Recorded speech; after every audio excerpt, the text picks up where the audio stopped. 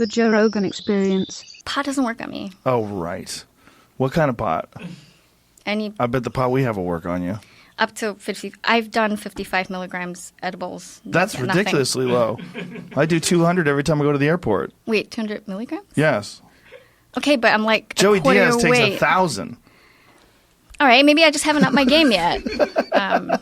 You can't say pot doesn't work on you. Okay, but I so far have been unable to respond to Really? THC. Yeah. And smoking it or eating it or both? Both.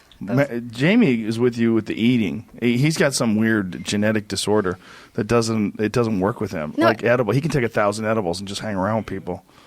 Yeah, but that's a thing. Like people are immune. Some people are immune to THC. It does not. Some people get withdrawals too. You know, I've talked to people that get actual physical withdrawals from marijuana, and I used to be really skeptical about that. But these are people that I actually trust, and they're like, "Wow, I would." When they would go on tour, like if they have to go places and they didn't have pot, they'd get shaky, they feel weird, and then they realize like, "Oh, this is my body's withdrawing from THC."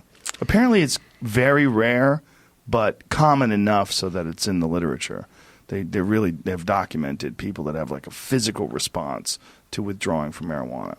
Yeah, I'm looking forward to more research being done on this stuff. Anyway, yes, we're headed there. Yes, but then Trump recently said something about trying to I know. I'm surprised. He was comparing the way they handled drug dealers in China with a swift, fair trial. Yep. Yeah. Was he saying Singapore? No, but that's how they do it in Singapore. Swift, fair trial, and the death penalty is what he said. Yeah.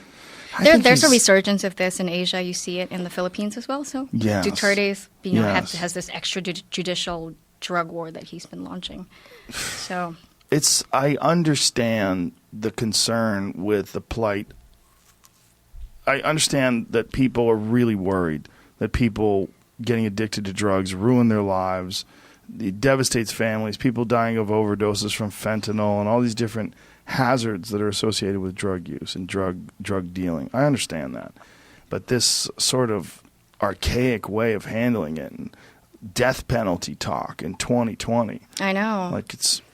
And one country completely decriminalized all drugs, right? Was it Portugal? Portugal, yeah. And they had spectacular results. Yeah. Low everything. Lower incidence of HIV infection, lower drug addiction, lower overdoses, lower everything, lower crime. Right. I just don't – it's just messy. It's not – like if there was one thing you could do, like, hey, if we do this thing, then no one gets addicted to drugs and no one dies from overdoses. Well, then you do that thing. But there is and that's legalization? That no one would die from overdose? They certainly would, though. People definitely will die of overdoses. If you make drugs legal across the board, the one thing that you do that's good is you stop all the flow of money into illegal drug sales. Right. So all the people that are selling drug, or most of it at least, all the cartel money, all that stuff goes away. Because the cartels are making billions and billions of dollars selling to the United States and other countries they can sell to.